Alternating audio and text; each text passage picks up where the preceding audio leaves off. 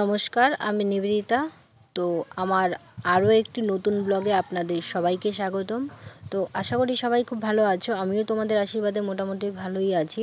তো আজ হলো কালী পুজোর আগের দিন, ভূত চতুর্দশী। কালী পুজোর শ্যুটের জন্য কিছু রেডি হয়েছিলাম, কিছু ভিডিও শ্যুট আর ফটোর জন্য।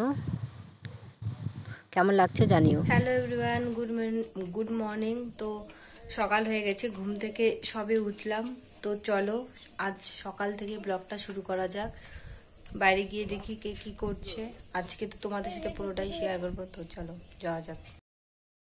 চলো আমি কি কি বাজি এনেছে মা সেটাই তোমাদের সাথে শেয়ার করা যাক আগে, তারপরে বাইরে যাচ্ছি। তো এখানে দেখো মোম, তারপরে এখানে কি কি বাজি এনেছে মনে হয়, হ্যাঁ এখানে চকলেট, তারপরে এনেছে তুবড়ি, লঙ্কা বাজি, তারপরে এনেছে এগুলো কি চটপটি, তারপরে ওই যে রং মশলা নাকি কি বলে, যাই হোক। তোমরা কে কি বাজি আনলে আমাকে কিন্তু কমেন্টের মাধ্যমে জানিও। তো আর দেখো, আজ যেহেতু কালী পুজো তারই জন্য একটু বাড়িটাও সাজানো হবে। টুনি বাল্ব নিয়ে আসা হয়েছে। তো সব কিছু তোমাদের কেমন লাগলো জানিও কিন্তু বন্ধুরা। তো আর তোমরা কে কি করছো কালী পুজোর দিন সেটাও আমাকে কমেন্ট করে জানিও তোমাদের মতামত। আর আমার ভিডিও তোমাদের কেমন লাগে সেটাও কিন্তু জানিও। তো যাই হোক, দেখো আজ কালী পুজোর দিন একটু লেট করেই উঠেছি। যাই হোক, সকালটা দেখো কি সুন্দর বন্ধুরা। তারপরে বাইরে বেরিয়ে গেলাম। তো দেখো এখানে গোবর আনা হয়েছে, উঠান লিপা হবে। মা, কাকি ও সবাই মিলে ওরা উঠানটা লিপে নিল। যেহেতু কালী পুজো এটা সবাই লিপে, তো আমাদেরও লিপা হয়েছে। তারপর মা দেখো মাটির প্রদীপ এনেছিল, ওগুলোই ধুয়ে ভিজিয়ে রেখেছিল, তারপরে সেটাকে আবার জল ঝরিয়ে রোদে রাখছে। এদিকে আবার ভাই দেখো বাড়ি, তোমাদের বলেছিলাম টুনি বাল্বের কথা, তো ওগুলো দিয়েই সাজাচ্ছিল। তারপর দেখো এদিকে কিন্তু আমি স্নান করে নিয়েছি। স্নান করে এদিকে আমার পুজো দেওয়াও কমপ্লিট হয়ে গেছে কালী পুজোর দিন। তারপরে দেখো মা আলতা পরছিল। তো দেখো মা বললো যে আয় আলতা পরিয়ে দিই, আলতাটা পরিয়ে দিই। ছোটোবেলার মতো ঠিক ওভাবেই পরিয়ে দিল ভালোবেসে। বড় হওয়ার পর তো আর ওভাবে হয় না। তো যাই হোক, তারপর কিন্তু সন্ধ্যা হয়ে যাওয়ার পর মা এদিকে প্রদীপ রেডি করে নিচ্ছিল। যেহেতু আজ প্রদীপ দেবে সবাই, তাই আমরাও দেব। এদিকে প্রদীপের তেল সলতে দিয়ে রেডি করছিল। আর কাকি এদিকে কলা গাছের ডোঙা দিয়েও প্রদীপ রেডি করছিল। এগুলোও নাকি দিতে হয়। তারপরে এদিকে সব কমপ্লিট হয়ে যাওয়ার পর সন্ধ্যা দিয়ে ঘরে, তারপর চলে এসেছি বাইরে। কোনায় কোনায় আজ প্রদীপ দিতে হয়। তো প্রথমে তুলসী গাছের নিচে দিয়ে দিলাম, দিয়ে প্রণাম করলাম। তারপরে ঘরের কোনায় কোনায় দিলাম। তারপরে বাইরে যে বলা হয়েছিল তোমাদের কলা গাছের কথা, তো কলা গাছ পোতা হয়েছে, ওখানেও প্রদীপ দিচ্ছিলাম। এখানে নাকি কি 7 পুরুষকে নাকি দেয়, জানি না আমি সঠিক, ছোটোবেলা থেকে শুনে আসা।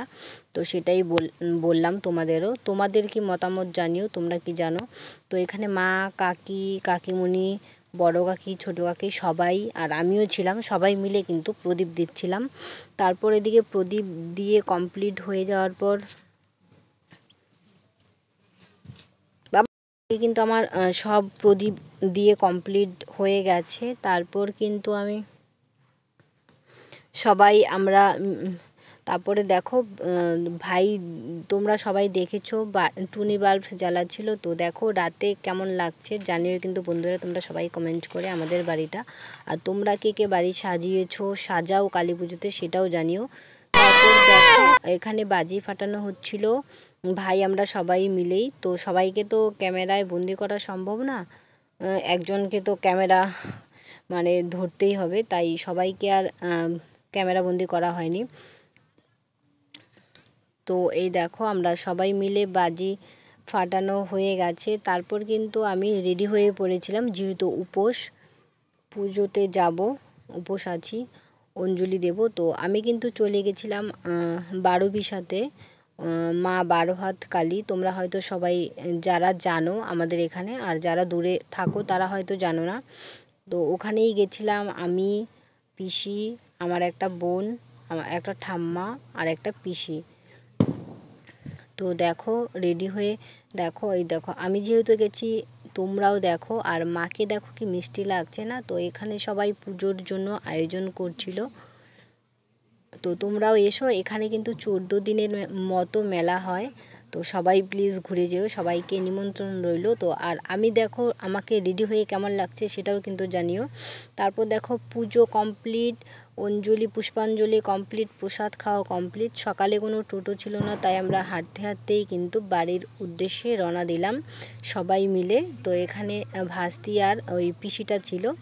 তো আমার ভিডিওটা তোমাদের কেমন লাগলো জানিও কিন্তু বন্ধুরা। আবার অন্য কোনো ব্লগে তোমাদের সাথে কথা হচ্ছে। টাটা।